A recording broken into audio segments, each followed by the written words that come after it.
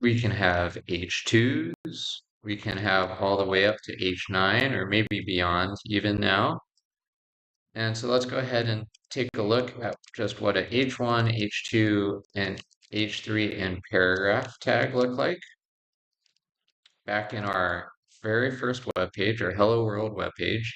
And so you can see that they have various sizes, and these headers are generally still bold, whereas the paragraph is not. Okay, and so this is our very first web page.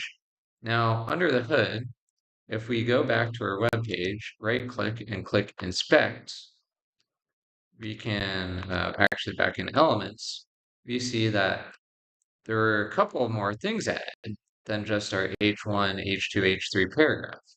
There's HTML head and body.